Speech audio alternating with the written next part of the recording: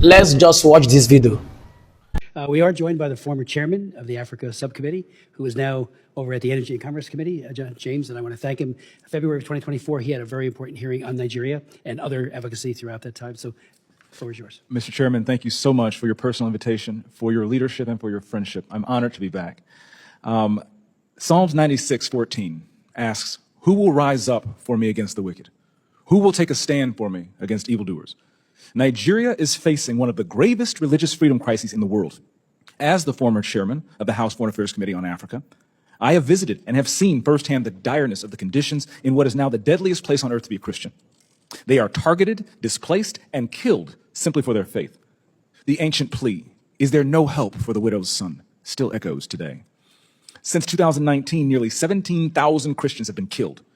In the first 7 months of this year alone, hundreds more were murdered. On June 13th, during the Yellowater massacre, more than 280 Christians were slaughtered in a single day. These are not isolated tragedies, but a sustained pattern of religiously motivated violence, often ignored or even enabled by the Nigerian government. Extremist groups like Boko Haram, Fulani militants, and ISIS West Africa attack often without any meaningful intervention from authorities. The lack of response has created an atmosphere of impunity where Christians continue to live in constant threat and fear. The United States has previously recognized this crisis. President Trump not only designated Nigeria as a country of particular concern during his first term, but redesignated it again in his second term after President Biden inexplicably removed that designation. Religious persecution is tied to political repression and weakening institutions in Nigeria. Example, the detention of Mazi Nnamdi Kanu is a clear example. In 2022, Nigeria's Court of Appeal struck down the charges against him and ordered his release. The UN Working Group on Arbitrary Detention has also called for his unconditional release. Yet he remains in solitary confinement, in deteriorating health, and recently had to represent himself in court. Nigeria has signaled that the law is optional and targeting Christians is fair game. Just hours ago this morning, despite the pleas and cries of Nigerian people and many Nigerian lawmakers, Mazi Nnamdi Kanu was convicted on all charges. For fiscal year 2025, the U.S. has requested nearly $8 billion for sub-Saharan Africa.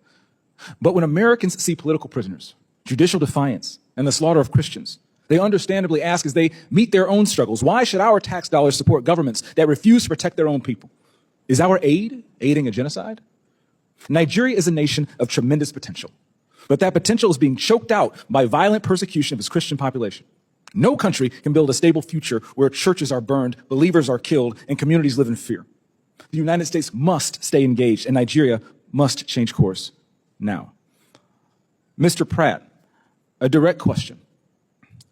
Do you believe, in your professional assessment, that the government of Nigeria has been infiltrated by jihadists?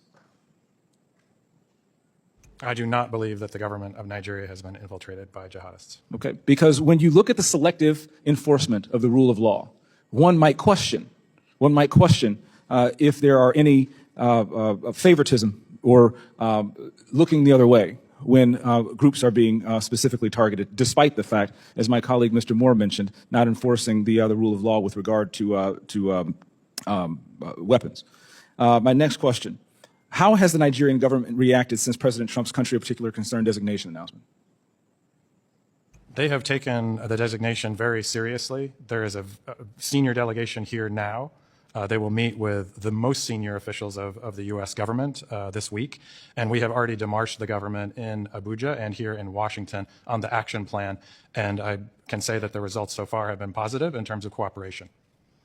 The Nigerian government needs to do more to address this issue themselves, but what measures are being taken to assist Nigeria to increase its focus on persecution, particularly in the Middle Belt? Yeah, so thank you for your question, Congressman James. As you mentioned, Middle Belt is a particular concern. That's where Christians, you mentioned Yellowater, where 250 or 280 Christians were killed, massacred. They were targeted because they were Christians. Churches have been burned there. There have been internally displaced people there. And so we're reviewing all options at the State Department, including Chairman Smith, you mentioned in our bureau, we have global Magnitsky Act sanctions. We have other tools at our disposal as well to make sure that Nigeria, the Nigerian government gets the message that we are serious about the persecution of Christians and other communities as well, but particularly Christians right now who are suffering disproportionately in the Middle Belt. Thank you for your answer, Mr. Chairman. Thank you for having me again. God bless you, and good luck. I'm here for you. Thank you so very much, Chairman James, and thank you again for your great service.